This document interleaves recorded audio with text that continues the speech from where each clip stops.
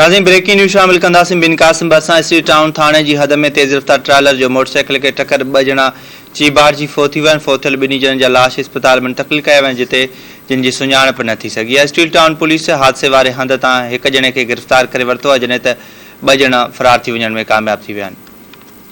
बिन क़ासिम मां breaking news share कयूं पिया असां। ही वाक़ियो पेश थियो आहे बिन क़ासिम भरिसां स्ट्रीट टाउन थाणे जी हद में तेज़ रफ़्तार ट्रालर जे मोटरसाइकिल खे टक्कर 2 ॼणा चीबार जी फौत थी विया आहिनि।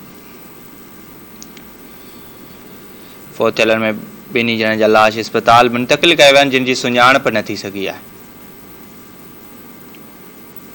स्ट्रीट टाउन पुलिस हादसे वारे हंध तां 1 ॼणे खे गिरफ़्तार करे वरितो आहे जॾहिं त 2 ॼणा फ़रार थी वञण में कामयाब थी विया आहिनि।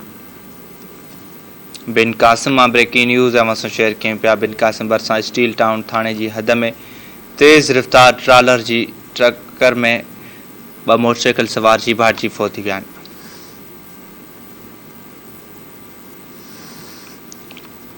स्टील टाउन पुलिस हादसे वारे हंध तां 1 ॼणे खे गिरफ़्तार करे वरितो आहे जॾहिं त 2 ॼणा फ़रार थी वञण में कामयाब थी विया आहिनि।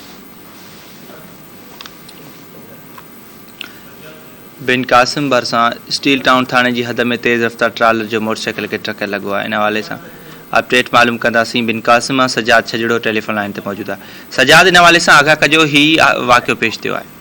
जी तव्हांखे ॿुधायो त स्टील टाउन थाणे जी हद लिंक रोड ते जेको आहे तेज़ रफ़्तार ट्रालर जी टक्कर में 2 ॼणा मोटरसाइकिल सवार थड़े ते फौत थी विया आहिनि। वाक़ई जो इतला मिलण ते स्टील टाउन SHO शऊर बंगस जेको आहे वाक़ई हंधि पहुची लाश जेके छिपा एम्बुलेंस ज़रिए जिला अस्पताल मुंतक़िल करे छॾिया आहिनि। जॾहिं त फौती जेके 2 ॼणा आहिनि उन्हनि जी सुञाणप हिन महिल न थी सघी आहे। जॾहिं त तव्हांखे ॿुधायो त स्टील टाउन पुलिस जो चवणु आहे त जेको आहे ट्रालर ड्राइवर जेको आहे उहो गिरफ़्तार कयो आहे जो ट्रालर खे पंहिंजी तहवील में वठी थाणे ते मुंतक़िल करे छॾियो आहे। जॾहिं त केस अञा हिन महिल ते दाख़िल न थी सघियो आहे। जी ठीकु आहे, वॾी महिरबानी सजाद छजड़ो तफ़सील ॾिनो।